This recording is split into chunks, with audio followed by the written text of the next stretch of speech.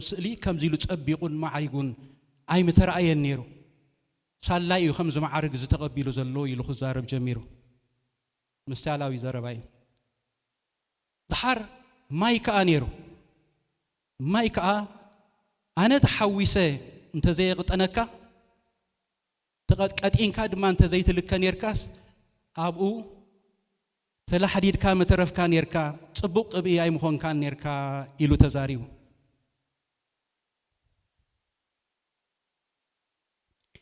تحر تاني كاخ الله نتقلم التحس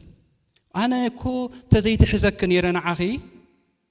فاسيس كم مريت مس حامد متحوس كنيركي ترجم كاي محلوك كنيرو إلى أمونغو خا أسكالات العيلو خا أنا تزيهلو نيركو اتقبأي نلعل وجهكو خمس جيرو خقبأي مخالة نيرو زغلو معارق استرخبكو أنا سكالاس لزهالو خي إلو بحار شرق خا العيلة تستقبأت مالتي أنا أنت زي تزرقح نيري نقولاتكم من خط الرأي زغبركم كواني أنا بمزرقح إلى تاج أركدما كتعتفت إيرو بحار تقبأي تلعيلو كزارب جميرو مالتي ألم نسخب مهلاوكي نزل حبري آدمي كيو ماي مسك ألم تحبابير كدماني بمقطعنكي صبوق زخونة سألن خسال مخنيات كونكي تاني كان قلم بمحاسكي بقبو تقلم كلكي جيركي أسكالا بمهلاوكا كم دلاي النات انتسقيلة نخسال دماني مخنيات كوينكا شركون كم إيلو تزاريو حجي كم بباخل لغس قريموني اكزيابير أبيت أملاخسي نقلينا قلم نقلينا تانيكا نقلينا ماي نقلينا سكالا نقلينا شرك جيرو دواب لنالو نزا ملكع تسألي كم تزقب بقى ملكع تخدكون زقبرنايا توم أكال كريستوس زخنا قلينا ناي سبكة تأجاز لنا قلينا ناي تمر تأجاز لنا قلينا ناي مزمور تأجاز لنا قلينا دما ناي ممكار تأجاز لنا أتي إجزابير أملاخ نبيت خريستيان وزهبوا تأجاتات تحبابي روميوم نزام الكأت زخنت سألي كم تقوى زخالو لأنه خلو جن نخلو أو هاهيدو تبب ناي سألي زلوه كم يجرو قب كم زلوه فليتو بزيادة نزاس إلى زج أبقى جن اتقبأي ناتنا قبأي دم خريستوس يسوي مسكن زلالة بس عم بيت خريستيان زي أخذ صلي كله كل جزء زي عم تشيء تصلي جزء بهير زريين نجر نسي سلتهم أما أكلنا زقمتهم سبات سمو بروح يخون نزل عالم نحنا ريكوغنايز نجبرهم أي نجبرهم إجزاء بيرجع ريكوغنايز يجبرهمي بزي مخنيات أي قمة أمن بحبو زتصليو علو بقال زجلجلو علو بزماري وجا خفيلهم زجلجلو علو بتصلوت زجلجلو علو لبهم مليو زجلجلو علو سلزت أجات هذا السمو يبارخ حتى أمين دخ سمع زي أبير أملاك استمسكنيهم سلزي مانم بمانم أي مكحني أنا قلم سلزخونكو أي مكحني حدا ما يسلزخونا أي مكحني حدا سكالا سلزخونا أي مكحني ترى نحنا نسرح مو أتخر رأي زلوا يسوس يرأي جابير أملاك سم نسو ترى أبزا ما حبر زي ينجس كال أي رأي باستر أي رأي وانجيلاو أي رأي شماغلا أي رأي مرؤي سب أما أكلنا أي حلو مرؤينا يسوس يخون آمين نسون تداخلي إن نعجب حواتي نسون تداخلي بتخريستياننا بركة أبرس بركة التخون عوت زخونلنا أملاك استمسكنا يخون كريستوس زنجسلو بوتا أبو عوت سلزلو أملاك استمسكنا يخون سألأي زفرحو بوتا أبي انترعيلنا أبت كريستوس زنجسلو أبت سجا زج أنو بيت أبت باستر زج أنو بيت أبت خستو زج أنو بيت سألأي أي فرحني أبت كريستوس زلوا جن دوك بالأي كلني لومي نعو مرأي يخون لنا حواتي زي أبي الأملاك استمسكناهم نابت مرتيك خيط صبق وبتن ملؤ وبتن كامني واتعمل سليه صبق وبتن ملؤ وبتن كامني كهبل عليه ناتي صبق وبتن ሙሉእ ውበትን ካብ ላዕሊ እስከበለ ኩላትኩም ናተይ ጽቡቕ ውበትን ሙሉእ ውበትን ካብ መን ካብ ላዕሊ ካብ ሰብ ኣይኮነን ካብ ኣኽራናት ኣይኮነን ካብ ዝፈልጦም ኣዝማዴ ኣይኮነን ካብ ዝምክሓሎም ሰባት ኣይኮነን ካበይ ካብ ላዕሊ እቲ ናይ ካብ ላዕሊ ዝመጽ ዘበለኻ ኩሉ ጽቡቕ ውበት እዩ እንደገና ድማ ሙሉእ ውበት እዩ ጎደሎ ዘይብሉ ውበት እዩ እግዚአብሔር ኣምላኽ ንዓና ዝህበና ኣምላኽ ዝተመስገነ ይኹን እግዚአብሔር ለጋስ እዩ ክብል ከለኹ ወይ ድማ እግዚአብሔር ለጋስ ወሃቢ እዩ ክብል ከለኹ ንምንታይ ኢሎም ማዓንቲ ንዝርእስቲ ዝመሪጽዮ እንተራኢልኩም ሓሙስ ኩላትና ታንክስ ጊቪን ኣኽቢርና ኢና ከመይልና ከም ዘኽበርናዮ ኣይፈልጥን ገሊና ተርክና በልዓና ሕሊፍናዮ ክንከውን ንኽእል ገሊና እቲ ንትናበልና ሕሊፍናዮ ክንከውን ንኽእል እቲ ሽሙን ተዳሪእናዮ ግን ታንክስ ጊቪን መዓልቲ እዩ ስለዚ ሰሙን ናይ ታንክስ ጊቪን ስለ ዝኾነ በዝንመሃሮ ትምህርቲ ተበጊስና ኣብ መወዳእታ ንኣምላኽ ብዕልልታን ብምስጋናን በኣምልኾን ከነምልኾ ስለ ዝደለኹ ኢሎም ማዓንቲ እግዚአብሔር ኣምላኽ ዝተመስገነ ይኹን እግዚአብሔር ለጋስ ወሃቢ እዩ ክንብል ከለና ኣብዛ ዘንበብክዋ ጥቕሲ መጀመርያ እንታይ ርኢና ጽቡቕ ውህበት እስከ ጽቡቕ ውህበት በሉ ኩላትኩም ናይ እግዚአብሔር ውህበት ጽቡቕ ውህበት እዩ ካልኣይከ ሙሉእ ውህበት ናይ እግዚአብሔር ውህበት ጎደሎ ዘይብሉ ዝተጠነቐቐ ናብቲ ንሱ ዝመደበልና ዘብጽሕ ውሑስ ውህበት መንፈሳዊ ይኹን ስጋዊ ይኹን ቁሳዊ ይኹን ዘድልየና ዘበለ ካብ እግዚአብሔር ኣምላኽ እንቕበሎ ውህበት ማለት እዩ ቀፂልና ብኣዝርኣናያ ድማ ኣቦ ብርሃናት እትብል ርኢና ኣለና እግዚአብሔር ፈጣሪ ፀሓይን ወርሕን ከዋኽብትን እዩ እዞም ፍጥረታት ኣብ ኩነታት ይልወጡ እዮም ፀሓይ ኣብ ለይቲ ኣይትረአይን ወርሕ ድማ ኣብ ቀትሪ ኣይትረአይን ከዋኽብቲ ድማኒ ብለይቲ ኣይረአዩን እዮም እቲ ኣቦ ብርሃናት ዝኾነ እግዚአብሔር ግን ከምኣቶም ኣይለዋወጥን እዩ ብኩነታት ዘይለዋወጥ ዘይቃየር ስለ ዝኾነ ንቃሉ ኣኽቢሩ ዝነብር ጎይታ ስለ ዝኾነ እንተሂቡ ብምሉእ ልቢ እንተሂቡ ብምሉእ ፍቕሪ እንተሂቡ ድማኒ ብሓቀኛ ፍቕሪ እዩ ዝህብ ኣምላኽ ዝተመስገነ ይኹን ሎም ማዓንቲ እምበኣር ናብ ምስጋና ምእንቲ ክንኣቱ ነዚ ምንጭ ሁሉ ጽቡቕ ሰናይ ዝኾነ እግዚአብሔር ኣምላኽ ኣብ መጽሓፍ ቅዱስና እንረኽቦን ሕልፍ ኢለ ዝተቕሰልኩም ጥቕስታት ምስ ግዜ ምእንቲ ክኸይድ እግዚአብሔር ወሃቢ ኣምላኽ እዩ እግዚአብሔር ዝህብ ኣምላኽ እዩ ክህብ ከሎ ድማ ለጊሱ እዩ ዝህብ ኣሕዋተይ ተተሓተኩም እግዚአብሔር እንታይ ገይረልኩም እንታይ እስኪ ንገሩኒ እንታይ ሂብኩም ኢለ ተተሓተኩም ጸብጺብና ዘርዚርና ኣይንውድኦን ኢና ብዙሕ ግዜ ንሕና ንጽብጽቦ ንምድራዊ ነገር እዩ መስክሩ እንተትበሃሉ ኣብ ኤርትራ ነይረ ከምዝ ገይረ ተሳጊረ ድሓር ኤምባሲ ወቂዖምለይ ድሓር ናብ ኣሜሪካ መጽኤ ድሓር ሃየር ገይሮምኒ ድሓር ደሞዝ ክንዲ ዝተወሲኸ ኢና ንብል እሱ ምድራዊ ነገር እዩ እግዚአብሔር ዝገበረልና ኣብ መንፈሳዊ ዓለም እንተንሪኦ ግን ዘሚርናን ተዛሪብናን ዓሊልናን በቃ እንታይ መስኪርናን ኣይንውድኦን ኢና ኣምላኽ ዝተመስገነ ይኹን አምላኬ ያደረገውን ነገር ሁሉም ባወራው ከቁጥር ሁሉ በዛ ታምራቱ ብዙ ነው ንብል መዝሙር ነር እግዚአብሔር ይመስገን አምላኬ ያደረገውን ነገር ሁሉም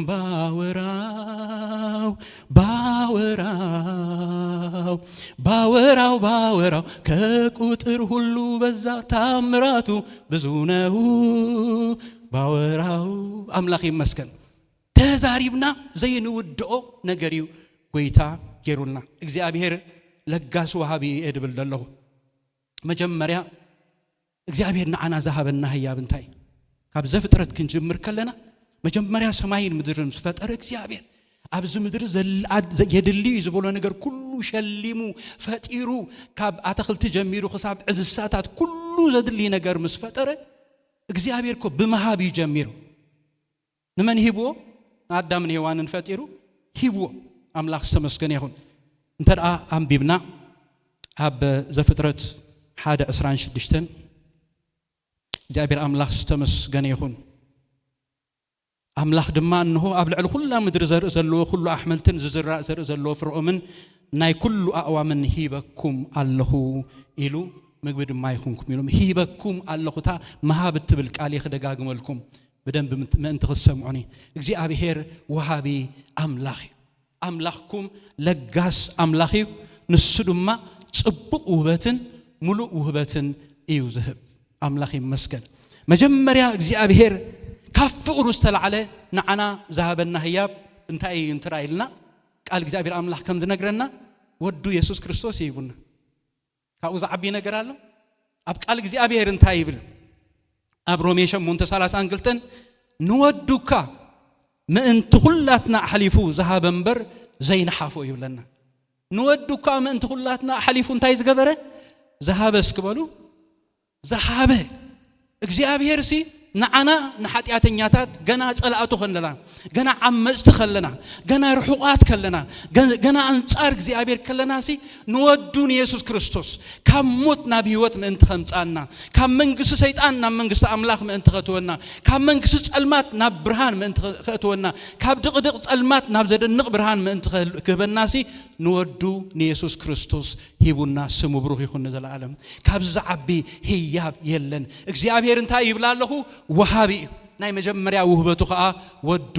ኢየሱስ ክርስቶስ ከምዚ አሜን ክትብሉ የተጸበየ ነይረ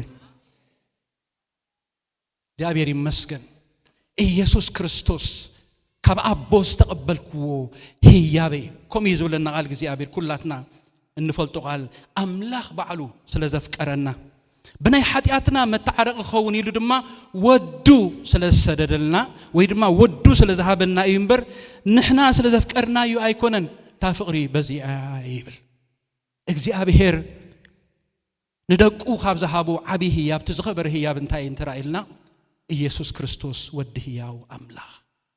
ካብ ሰማያት ወሪዱ ካብ ቅድስት ድንግል ማርያም ተወሊዱ ኣብዚ ምድር ተመላሊሱ መከራ ተቀቢሉ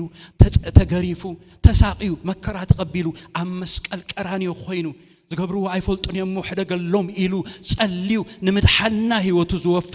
ህያው ዝኾነ ናይ ዘለዓለም አፍቃሪ ኢየሱስ ክርስቶስ ናተይ ናትኩም ነው አምላክ ተመስገነ ይሁን እዘይ ተረድኦ ሰብ ክርስቲያን ክኸውን አይከለኒ ክርስቲያን ይኽብል አይከለኒ ሎሚ ሓደ ነገር ክስበር ይደል ያለሁ نعنا زدننا ترجمنا كرسنا زطفعنا ترجم አገልግሎት كتفعنا زغبر ترجمنا بيت املاح كتفعنا زغبر ناي منبرنا ህይወት كتفعنا زغبر ጸላሎም ማዓንቲ ይሰበር በኢየሱስ ክርስቶስ ኢየሱስ አሎንስ ከብሉ አውልኩም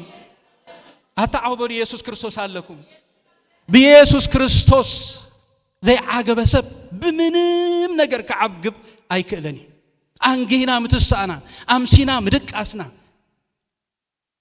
ሰባት እና ለፍዑ ረኽብዎ ዝልይል ነገራት ክንደሊልና ለሕብ ምባልና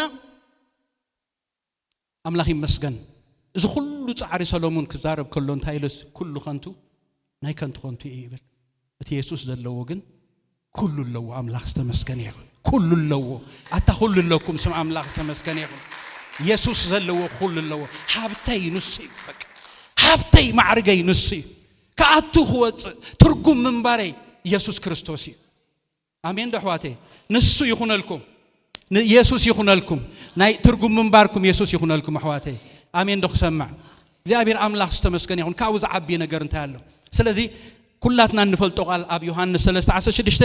አምላክ በተሐደ ወዱ ዘአመነ ሁሉ ናይ ዘለዓለም ህይወት ምእንቲ ክረክብ እንበር ከይጠፍእሲ ንወዱ በጃ ክሳዕ ዝህብ نودو بجاخ ساعة ذهب كساعة كندزي نعلم أفكارا تزخبر هياب ناي እግዚአብሔር ኢየሱስ ክርስቶስ ወድ ህያው አምላክ بؤو زلعالم ህይወት ምእንቲ ክንረክብ بؤو ምስ እግዚአብሔር አቦ ምትዕራቅ ምእንቲ ክኾነልና بؤو ርሑቃት ዝነበርና ምቅራብ ምእንቲ ክኾነልና بؤو ኣብ ቅድሚ እግዚአብሔር አቦ ምቅራብ ደው ምባል ምእንቲ ክኾነልና ገጽና ከይሸፈና ብድፍረት አባ አቦይልና ክንጽውዕ ናብኡ ምቅራብ ክኾነልና ምኽንያት ዝኾነ ጎይታ ኢየሱስ ስሙ ብሩኽ ይኹን ዘለዓለም አሕዋት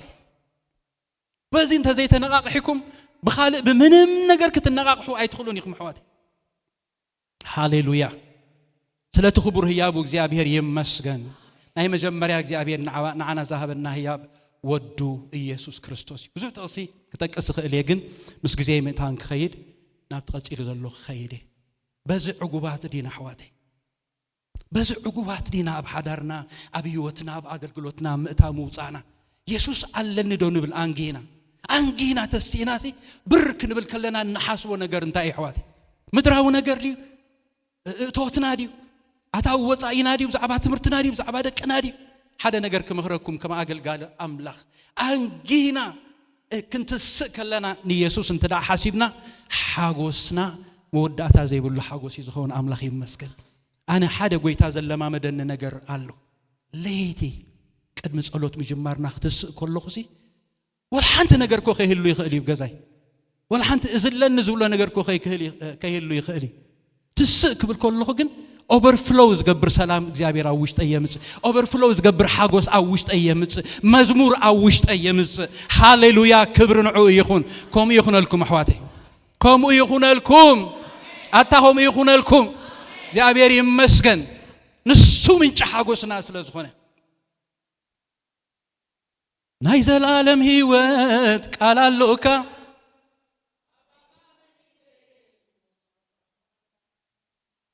ምርጫ ይዝዩን ዘላለም ካባኻ ወፃእስ አይነበር አይነበር አይነበር አይነበር አይነበር አይነበር እስኪ እንደግማይና ዓዊልና ሁላትና ናይ ዘላለም ህይወት ቃል አለውካ ናበይክ አይደሞ ካባኻ ምርጫ ይዝዩን ዘላለም ካባኻ ጻእስ አይነበር አይነበር አይነበር አይነበር ሃሌሉያ አብዛ ሓለፈ ጊዜ ፊልሓውና ክምህረና ከሎስ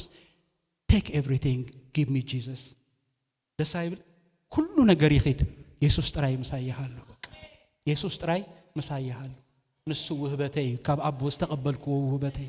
አንጌ ክዝክሮ ከለኹ አምሴ ክዝክሮ ከለኹ ለይቲ ክዝክሮ ከለኹ ሓጎሰይ ፈልፋል ዝኸውን ብኡ ጥራይ ምንጭ ሓጎሰይ ምንጭ ሰላሜ አታ ምንጭ ሰላሜ ኢየሱስ ሃሌሉያ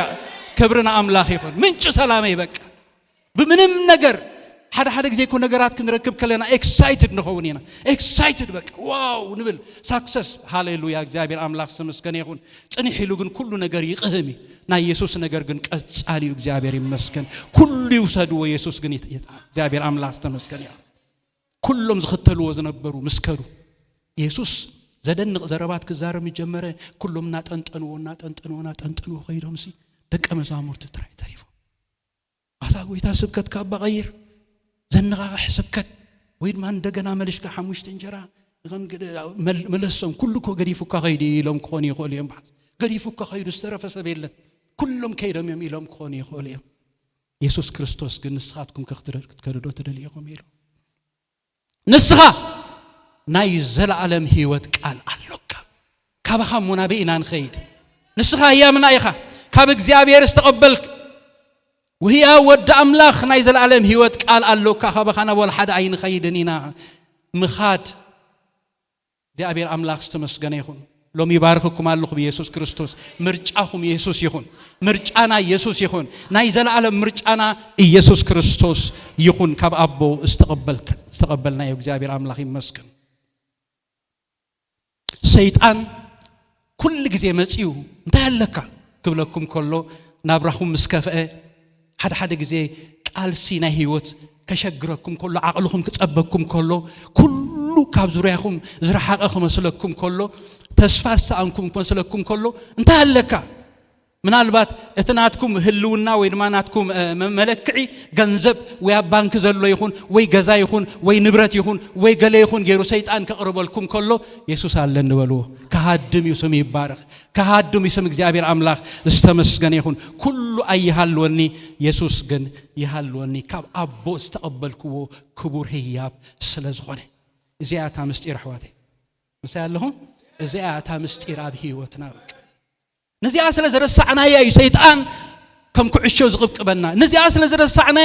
من النتنا أرسعو أبتحت أجر زقت كت الناس عليه نجر جن بخريستوس يسوع رخبنا يو سناي زبل نجر كنت أبصب أنت نجمر نيرو عليه أبكرمنا حيلي يبلون سمو يبارخ سلت عبي هي كلاي زي أبير أملاخ تلقاس زخون قويتا نتوم آمنتو ذهبهم هي بنتاي إسرائيلنا መንፈስ ቅዱስ ደስ አይብልን አባና ዝሐድር ምሳና ዝነብር ናይ እግዚአብሔር መንፈስ ድማ ሂቡና አሎ ጌታ ኢየሱስ ክርስቶስ ምስ ደቀ መዛሙርቱ ከሎ ዝሃቦም ተስፋ ኣብ ወንጌል ዮሐንስ ምዕራፍ 14 ተራሪና አነ ንአቦ ክልምኖ ምስ በለ ንሱ ድማ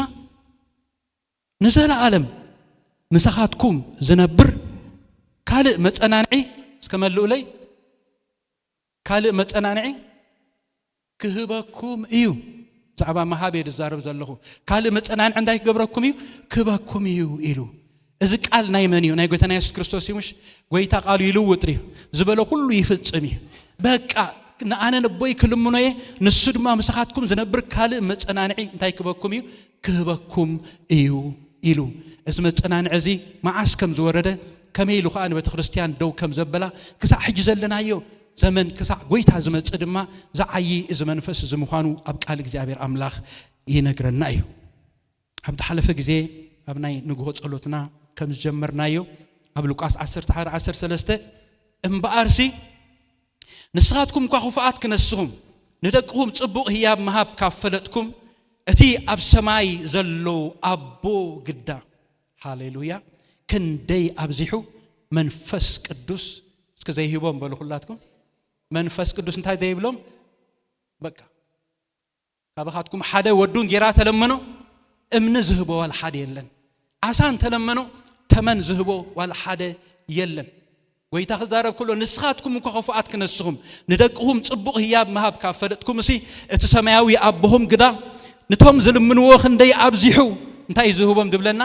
መንፈስ ቅዱስ ኣብቲ ውሽጢ መንፈስ እግዚአብሔር ኩሉ ነገር ዝተጠቃለለ ስለዝኾነ እግዚአብሔር አምላኽ ካብ ሓልዮቱ ዝተላዕለ ንዓና ዘዳለወልና ውህበት ካልእ ነገር ኣይኮነን መንፈሱ እዩ ስሙ ዝተመስገነ ይኹን ንስኻትኩም ሲ ቤት መቅደስ አምላኽ ምዃንኩም መንፈስ እግዚአብሔር ኣባኻትኩም ሓዲሩ ምህላው እንዶ ኣይትፈልጡን ኢኹም ይብለና ቤት መቅደስ አምላኽ ገይሩ መንፈሱ አባና ክሕድር ዝፈቀደ እግዚአብሔር ስሙ ይባረኽ ንዘለዓለም አነ መንፈስ አምላኽ ዘለኒ ሰብስ ክበሉ ሁላትኩም መንፈስ አምላኽ ዘለኒ እዚ መንፈስ እዚ ዝወጽ ከለኹ ሞገስ ኣለኒ አጋንንት ብቅድመይ ደው ኣይብሉን እዮም እግዚአብሔር ኣብ ዝኸሎ ዘበለ ሁሉ ምሳይ ይኸውን ምክንያቱ መንፈሰይ ስለ ዘሎ እግዚአብሔር ይመስገን ካልእ ጸላኢ ካልእ ሰብ ክስዕሮ ዘይክእል ጸላኢ ናተይ ፕሬዘንስ ነጸላኢ ይስዕሮ እዩ ጸላኢ ሃብታም ሪኡ ኣይፈርሕን እዩ ጸላኢ ጅግና ሪኡ ኣይፈርሕን እዩ ጸላኢ ተዋጋእ ሪኡ ኣይፈርሕን እዩ ጸላኢ መንፈስ አምላኽ ዘለዎ ሪኡ ግን ይፈርሕ እዩ ኣብ ህይወትና ሪኢናዮ ኣብ አገልግሎትና ሪኢናዮ ስም ኢየሱስ ኣብ ጽዋዓሉ ዘበለ አጋንንቲ ደው ኣይብልን እዩ ካብ መንፈሱ ዝተላዕለ ክንደይ ኣብዚሑ ካብ መንፈሱ ዘይህቦም እግዚአብሔር ካብ ሓልዮቱ ዝተላዕለ እኮ ምድራዊ ነገር ጥራይ ኣይኮነን ንኽህበና ተዳልዩ ደሎ ምድራዊ ነገር ሕጂ ሪኢና ኤክሳይትድ ኮይና ድሓር ንርስዖ ዘይኮነሲ ኩሉ ግዜ ዝደግፍ መንፈስ ዝመክር መንፈስ ዘጸናንዕ መንፈስ ናብ ቁኑዕ መንገዲ ዝመርሕ መንፈስ ቅዱስ ናይ እግዚአብሔር መንፈስ ንቤተ ክርስቲያን ዝመርሕ መንፈስ ንዓና ዝመርሕ መንፈስ ዳይሊ ህይወትና ዘቕንዕ መንፈስ እግዚአብሔር ንዓና ሂቡና ይስተቀበለ ዘበለ አሜን ይበል አሜን ስለዚህ መንፈስ እዚ እግዚአብሔር አምላኽ ዝተመስገነ ይሁን አሜን እግዚአብሔር አምላኽ ዝተመስገነ ይሁን ሃሌሉያ ናይ እግዚአብሔር መንፈስ እግዚአብሔር ለጋስ አምላኽ እንዲሁ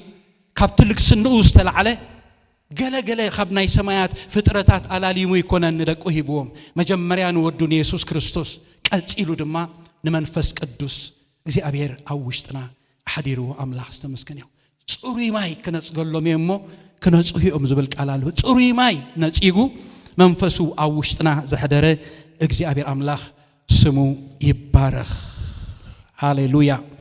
ንስኻትኩምን ብኡ ቃል ሓቂ ናይ ምድሓንኩም ወንጌል ምስ ሰማዓኩም ብኡ ምስ ኣመንኩም ብናይ ተስፋ መንፈስ ቅዱስ እንታይ ኮንኩም ይብል ተሓተምኩም ንሱን ምድሓን ጥሪቱን ውዳሴ ክብሩ ዕርቡን ርስትና ኢሉ ጎይታ ሓቲሙና እዩ አምላኽ ይመስገን ሕጂ እንታይ ተሳኢኑና ዘለኩም ተሳኢና ዘሎ መስለኩም ንዓይ ምልከተን ድኾን ኸውን ወይስ ነቶም ጸለይቲ በቃ አገልግል ጸጋ ዘለዎም ሰባት ኣብ ቴሌቪዥን ንሪኦም ነቢያት ሐዋርያት ዝበሃሉ ንዕኦም ጥራይ ዝኸውን እምበር እግዚአብሔር ንዓኻውን መንፈሱ እግዚአብሔር ይቡካ እዩ نقالو مؤمان سلسأنا يطرأيو نقالو مؤمان سلسأنا يطرأيو محواتي محتم منفس قدوس سقمتل اربون منفس قدوس ذهبنا لقاس كام مخانو استلع عليه انه هياب منفس قدوس ابانا زقمت اقويتا سمو يبارخ بحيلنا ايكونان ببرتعنا ايكونان ويدما بمسم معنا ايكونان ابيت املاخ دويلنا زلنا حواتي بحقي منفس املاخ انت زي هلو نيرو لما عنت نغركم كوفيلكم تسمعوني اي مخالكم نيركم حدا جزي حوات بسقا خغلص خلو ريخم ممدلهم بسقا خغلص خلو حوات حمش دقيق مساعتهم كوفيل كاختن براي تخلني خا حدا جزي ذكرني ابدي سابا ابتي جروب نابتا اغلغلوتسي هذا عبيد بلا سبعي هبتم بلا سبعي نيرو اما اكلنا ابغزينا نكب نيرنا من اسيات يمهر نيره تينيجرز مالتي حجي بمصيو مالتي حدا معلتي اندعي قرب افتي غزا ابلاشيوم مسلني توم قلعت انا خوفي لنيره دحار مصيو انا كو حجي بودي غزاي تدفيرو زلومبر ابز غربيت زي غنا قلقل كبل كلخ دمو خيترفت ياططو تبل نيراير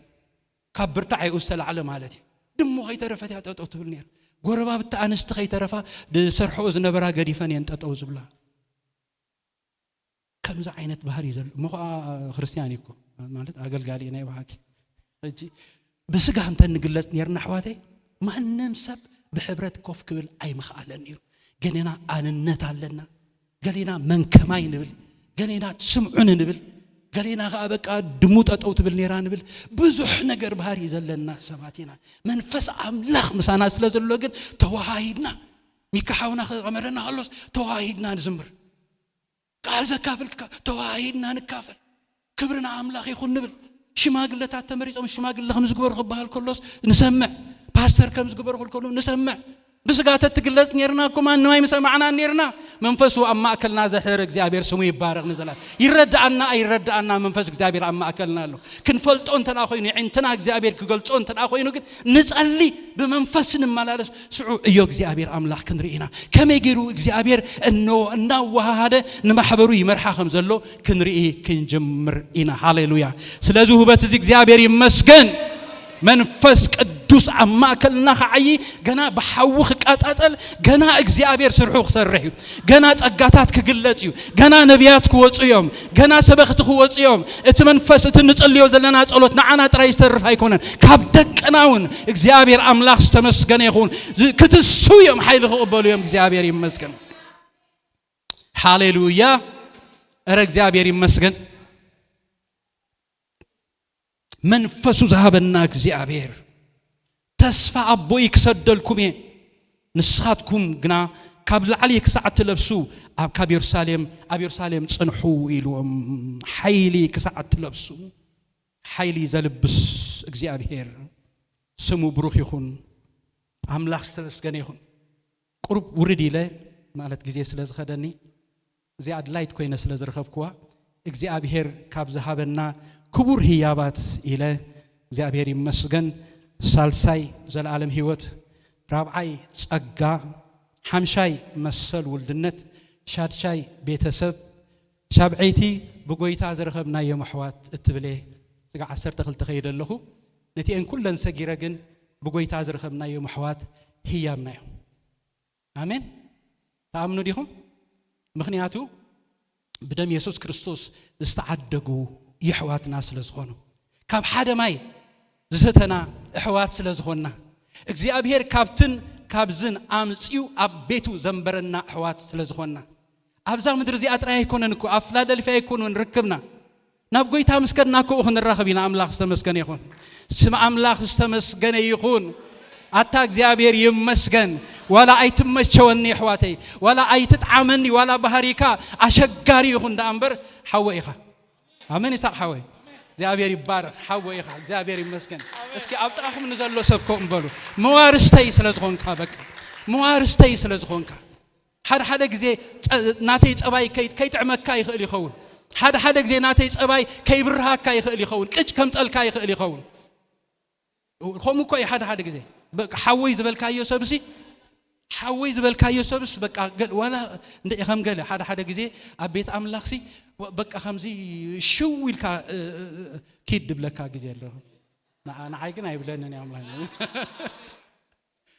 كونت بلكا غزي لكو يا حواتي بقى بحرينا يدق سابت يشغرك تقربك يوم مغدا كم زمبال كمتن يكون دا امبر يسوع كريستوس كان فكر يصويعنا املاح تمسكن يوم بقى انا يبلكم الله قدم املاح ولا صبايكم اي برهاني يفكركم يا بقى እግዚአብሔር አምላክ ተመስገን ይሁን ولا ኔጌቲቭ ነገር በዛባ ይተዛሩ ولا ፓስተር ከምዚ ይበሉ ይልኩም ተላሁንኩም እግዚአብሔር ይቅር ይበልልኩም ولا هم ይበሉ በቃ ካብ ጎይታ አስተዋብኩም እኔ በደም ኢየሱስ ተዓደኩም ይሕዋተይ መዋርስተይ ሃሌሉያ አብቲ ጎይታ ሰሪሕዎ ዘሎ ህንጻ አቲኹም መገላግልተይኹም አብ መሰረት ነቢያትን ሐዋርያትን ዘአተና ሰባት እንዲና በቃ እግዚአብሔር ይመስገን ክንሪኦ ዘለና ሰማያዊ ነገር ኢየሱስ እትርእስሲ ንሐወ የፍቅሮይኒ ይሳቅ ሐወ የፍቅሮይኒ ሰሊ ሐወ የፍቅሮይኒ ሰሊ ሐወ እንተስፍሽ ሐወ ንሙሲ ሐወ የፍቅሮዩ ንሱ ዘፍቅሮም ክጸልእ ድማ አን አይከለኒ ሎም ክሰብሮ ዘለኹ ነገር አለው በኢየሱስ ክርስቶስ ስም አብ ሕብረትና ዘአቱ ዘበለ ኃይል ጸልማት ይሰበር በኢየሱስ ክርስቶስ ስም ይሰበር አማ አባይና መንጎ ሕዋተይን ዘአቱ ወላ ሓደ ነገር የለም አነ ደስ ብለን ብዝናይ ሕጅ ዘለና ይሽምግልና በጣም ደስ ብለንሲ ዘሎ ፍቅር ከነግረኩም አይከለኒ ከምስክር በቃ ምጽላይ ምዝራብ ምርድዳ ምግዝዛ አቢና አሽቲ ያለ እግዚአብሔር አምላክ ኮሙኒታ ማህበር ሁሉ ይኹነላ ይኹነላ ደህዋት ይኹነላ እግዚአብሔር ይመስ ነዝኩ አይና ተጸውዕና ንሓጢር ዕድመይና ብዛ ምድር ዚያድ በጣዕሚ ንሓጢር ዕድመይና ዘለና ቀቅድሜና ዝኸድ ብዙሓት አለው ንሕናውን ክንስዕቦሚና በታ ዘለና ያ ግዜ ግን ንአምላኽ አኽቢርና ሐሳብ አምላኽ ፈጺምና ንምሕላፍ ይኹነልና ሐዋት ይኹነልና በቃ ካብ ነገር እግዚአብሔር ይሰውረና ይሰውረና አነ ሁሉ ግዜ ንአምላኽ ዝልምኖ አምላኸይ ለማዓንትና ቤት ካይ ኸይዳለሁ ካብ ነገረኛ ሰብ ሓልወኒ ይላል ሁሉ ግዜ ሓልወኒ እግዚአብሔር ነገረኛ ሰብ ገጢሙኒ ይፈልጥኒ ሓደ ግዜ ሓደ ፓስተር ክዛረብ ከሎ እንታይ ኢሉሲ بتعم فلوت باستري كل جزء كجلجل كله مبزحتهم مؤمنان نتزمرات مرت عميم تقبلوا وير بتعميم تقبلوا أنا أبكى قد حنت سبيت الله بتقول له جوا إيه تسبقوا تزاربكوا تتزاربكوا سي قالت تبلو نجار كل جزء عايزني عيلو دحار بك هذا معلتي كل سبت نقاعحو بك أدس زبلكال سبيخة وريده لما عند خنتاي كنت بالتخوني له ناب أوفيسيك أتقول له خسي تدحري ما تيايلو يسوع انت يكتب لني على ما عندي تكتب لني على ما عندي قال لنا ولك أتيسي باستر دس يميل قال نبر زاري بتعمل دس زبل قال نيرو كراباتك خاقنا ويحالو ما عندي تبلو مسانتي ناب كراباتي كيدا يلو بك حاج قال سبال لكم انت تراي زوج بك أملاخ يمسجن أملاخ كام نجرني يحلهم እግዚአብሔር ንሕብረትና ይሐሉ እግዚአብሔር ንሐድነትና ይሐሉ አማ አከልና ዘአቱ ጸላይ ይሰበር ክርዳድ ካብ ክርስቲያንና ይነቀል ክርዳድ ካብ ዝሕብረት እዚ ይነቀል አበእምሮ ሰብ መሰረት ሒዙ ዘሎ ናይ ቂም ናይ በቀል መንፈስ እግዚአብሔር ይንቀሎ አታይንቀሎ በኢየሱስ ክርስቶስ እግዚአብሔር አብዝ ዘመን እዚ እንድቅሰሉ ዘመን ስለዘይኮነ መንፈስ ቅዱስ ዘዓየሉ ዘመን ስለዝኾነ በመንፈስ ቅዱስ ተነቃቂና ደውልና አምላኽ ነገርግለሉ ዘመን ይግበረልና አሜን ደህዋቴ ተሲና ክንጽልይና ሁላትና እግዚአብሔር ይመስገን ክብር ሁሉን አምላኽ ይሁን ሃሌሉያ ተመስገን ጎይታ መንፈስ ካብ ማእከልና ስለዝዓይ ተጽቢትናን ተስፋናን ንሳይኻሞ እግዚአብሔር አምላኸይ በአኻታ አሚና አምድር ስደት ተቀሚጥና ለናምቦ እቲ ካብ አቦ ክንረኽቦስ ተስፋ ዘአተኻልና መንፈስ አብ ጉባኤናን አብ ሕብረትናን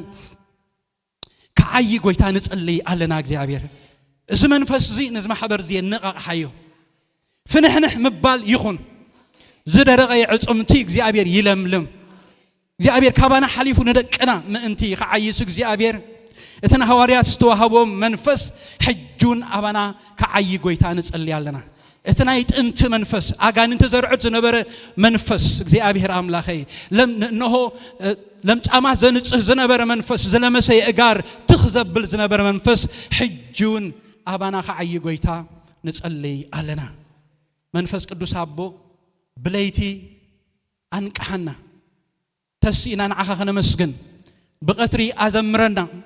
እግዚአብሔር አምላኸይ ናይ ሰንበት ሰባት ጥራይ ደይኮነስ እግዚአብሔር ኣብ ሙሉእ ህይወትና ንዓኻ ነምልኽ ንዓኻ ነገልግል ንኽብርኻ ደው ንብር ሓሳባትካ ንፍጽም ሰባት ክትገብረና ንጸልይ ኣለና ንመራሕትና ባርኽ እግዚአብሔር አምላኸይ ንሁሉ ህዝብናን ምእመናናን ደቅናን ባርኽ በመንፈስካ ሸፍነና ዘዓመት ዚአን ውዳ ኣለና እሞ እግዚአብሔር አምላኽ እንሆ በኢየሱስ ክርስቶስ ግን ምስጋና ኾነልና ጎይታ ንጸልይ ኣለና እስከና አምላኽ ነመስግን ክልተ ደቂቅ ክበኩም እግዚአብሔር አምላኽ ተመስገን ይሁን ጎይታ ስምካ ይባረክ ንዘላለም ስምካ ልዕል ይበል ንዘላለም ሃሌሉያ እግዚአብሔር ከመይ ገይሩ ይሕሊፉና ዝኹሉ ኣሕዋተይ ተመስገን ተመስገን ተመስገን ስምካ ብሩኽ ይሁን ስለ ወድኻ ስለ ኢየሱስ ተመስገን ስለ መንፈስ ቅዱስ ተመስገን ስለ በጎይታ ኣሕዋተይ ተመስገን ስለ አገልገልቲ ተመስገን ስለዛ ማሕበር ዚኣ ተመስገን ስለ ሁሉም መገላግልተይ ተመስገን ስለ ሁሉም በቃል ዘገልግሉ ኣሕዋተይ ተመስገን ስምካ ብሩኽ ይሁን ንዘላለም እግዚአብሔር ዝገበርካልና ጸብጺብና ኣይንውድኦን ኢና እሞ እግዚአብሔር አምላኽ ስምካ ብሩኽ ይሁን ንዘላለም ስምካ ይባረኽ ንዘላለም ስምካ ይባረኽ ንዘላለም ስምካ ይባረኽ ንዘላለም ስምካ ይባረኽ ንዘላለም እስከና ፍርኩም ቤትኩም ጎይታ ይባረኽ ንበል እግዚአብሔር ስምካ ይባረኽ አቦ ስምካ ይባረኽ አቦ ስምካ ልዕል ይበል አቦ ስምካ ይግነን አቦ ስምካ ይግነን ስለ ተኽቡር ህያባትካ ጎይታ ተመስገን ስለ ዘሃብካና ጸጋ ተመስገን ስለ ዘላለም ህይወት ተመስገን ስለ ምድሓና ተመስገን ስለ ቤተሰብና ተመስገን ስለ ሕዋትና ተመስገን እግዚአብሔር በሁሉ ነገር እግዚአብሔር ንስኻ ወሃቢ ኢኻሞ ስምካ ብሩኽ ይሁን ንዘላለም ተመስገን ጎይታ ኣብዚ ናይ ታንክስ ጊቪንግ ጊዜ እግዚአብሔር አምላኽ ምስጋናና አምልኾናን ስግደትናን ናባኻ ይዕረግ ስለትፈቶ ወድኻ ስለ ኢየሱስ ክርስቶስ አሜን እግዚአብሔር ይባርክኩም እኔ ሓልኹም እግዚአብሔር ገጹ ይብርሃልኩም ጸጉኡ ድማ ይሃብኩም እግዚአብሔር ገጹ ይምለሰልኩም ሰላም ድማ ይሃብኩም ሰላም ወድ ጎይታ ይባርክኩም ተባረኩ